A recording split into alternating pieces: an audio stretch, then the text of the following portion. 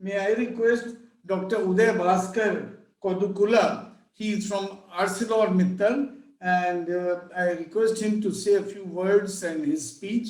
I'm sorry for delaying. I actually forgot that you are in Chicago. Chicago is, I know, East Coast. And so, Doctor, he is in ArcelorMittal Global, head of R&D, USA. And prior to joining ArcelorMittal, he was with National Lab. Our Ashok Sahu and Biswal ji wahin ke hain, is from the CSIR. And very few people know that he is the recipient of ArcelorMittal Global Performance Award of 2012, that is 10 years ago. And also he's a Raman Research Fellow. I'm from DST, so I know the prominence of Raman Research Fellow. And he has 30 years of experience. I'm sorry for delaying you, Dr. Udaya Bhaskar. And after your talk, I won't delay you further. I'm requesting participants to send your questions to PMAI, and I will promise I will send it to Dr. Udaya. Okay, Dr. Udaya, over to you. Thank you. Thank you, everyone. Good afternoon, everyone. And thanks very much, Bhatnagar Sahab. Really wonderful, introduction. And really, I don't know whether I deserve it or not. But yeah, with that said, yes, I would like to share my screen and quickly go through without wasting much of your time. And can you see my screen? Yep. Yeah, Dr. Okay. Udaya, go ahead. Go ahead. Wonderful. Thank you, Dr. Biswal. And yeah, actually, there are a good number of eminent personalities who talk about the details of each of the beneficiation and the pelletization aspects. I just wanted to give the global perspective of what are we looking towards, low silica, low alumina concentrates, and what kind of technologies we have in hand, and what is the need, if we look at holistically, what kind of benefits would it bring to the steel industry as a whole? That's what the topic goes with. And of course, we all know, and Madam has already mentioned, better environment, quality steels, and low-cost operation. She already has mentioned. So, and I believe strongly that she's very, very strong on what she's saying. With that, we'll be going through the content, introduction, steel making paradigm shift from blast furnace to basic oxygen, BOF route to electric arc furnace route, and then global demand, scrap versus virgin stock, and then need for low silica DRI, and adverse effects of the gangue. Then we will go through where to control the gangue, alumina silica reduction techniques, which are the mineral processing. And then we have a special technique called flotation, which Dr. Biswal has been working for almost 2 decades. And I'm sure he will be a great asset to the country. And then flotation, global list of installations and conclusions will be going through. Low silica concentrates, low alumina also in case of Indian iron ores. For DRI applications, they are incentivized by increased environmental regulations and the pressures and pacts, especially European Union coming up everywhere, low carbon dioxide and all. So that has a big relation with low alumina, so low silica content in the concentrates. And then compelling savings in the steel making and disproportionate availability of scrap. Fine, scrap can reduce the carbon dioxide emission. However, there is a limit we can use the scrap. And then the challenges, of course, we have iron ore grades, which are depleting continuously, changing mineral associations, compositions, and liberation, which a lot of our experts would be talking in next sessions. And then custom-made solutions. Yeah, the same shoe doesn't work for all sizes. So we have to adapt to the size exactly what we want. And then silica alumina reduction include not only on the ores, magnetite, hematite, but also on the tailings. If we can use selective techniques which can recover the iron values from the tailings, obviously we are a winner. Now, This slide clearly shows the difference between BF-BOF route versus DRI and electric arc furnace route. DRI, the future is DRI. And if we have to go for DRI, then DRI requires only specialized concentrates, and only specialized concentrates can be produced with super good techniques. Now, what are the benefits in terms of carbon dioxide? One can clearly see here 1.8 tons of carbon dioxide release for every 1 ton of steel we are producing.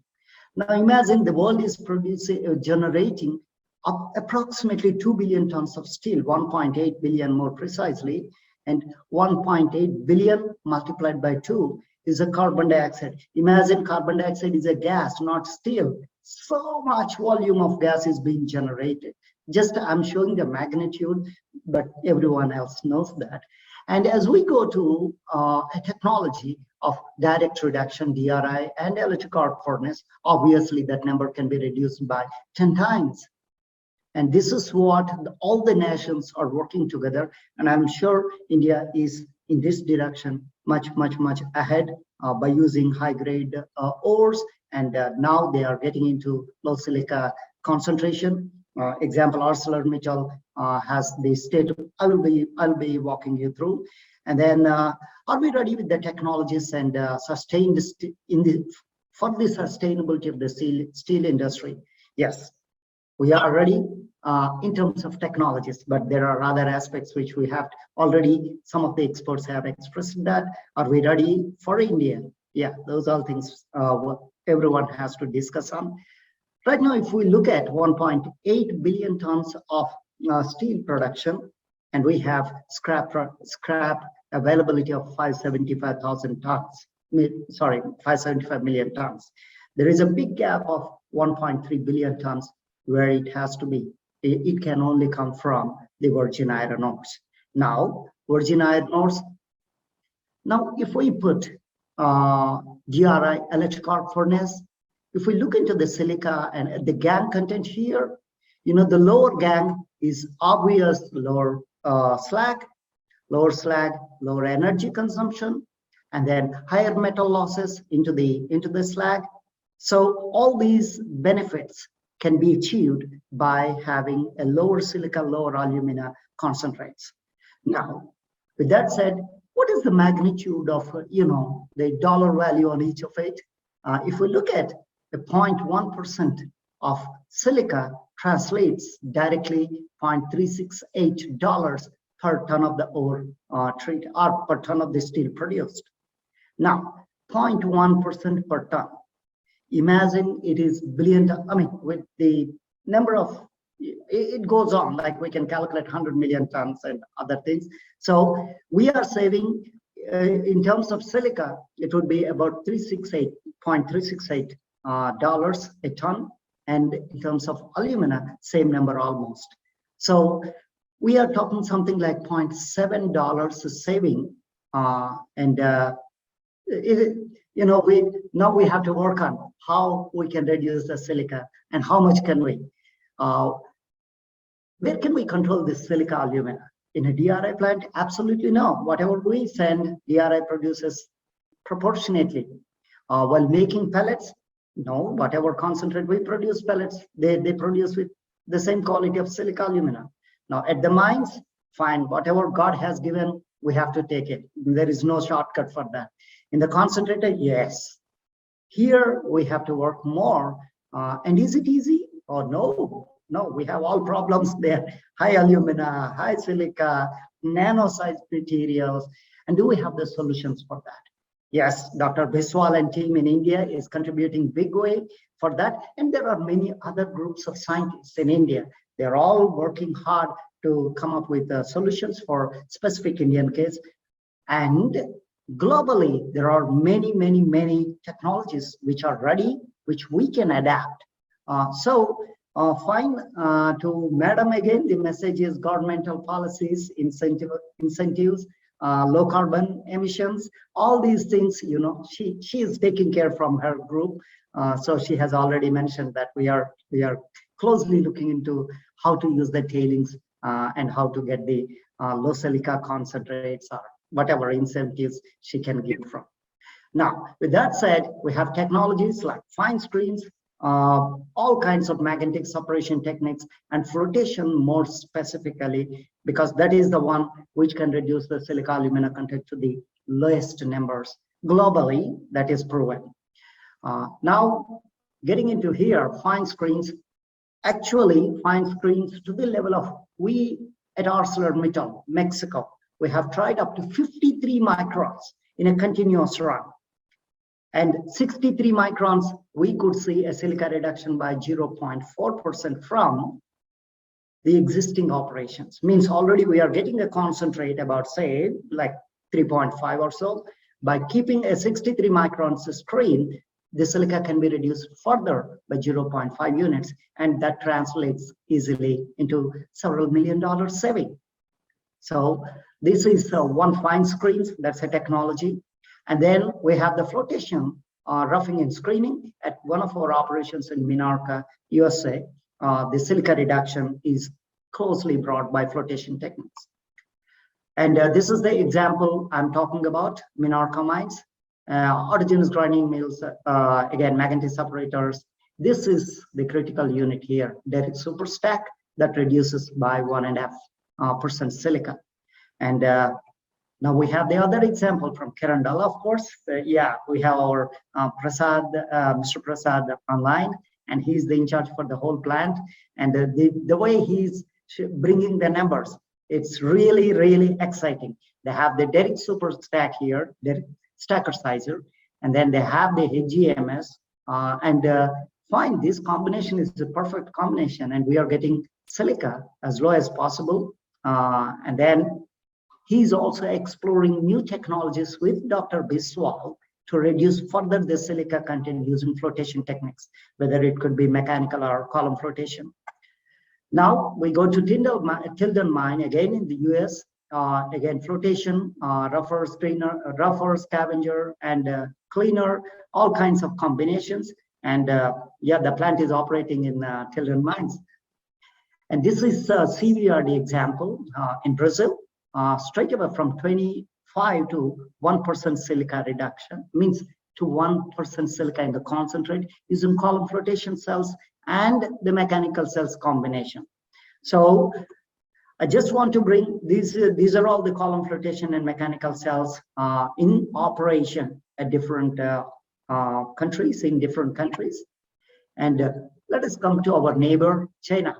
Ooh, that's playing big role, actually. The silica reduction is a big way.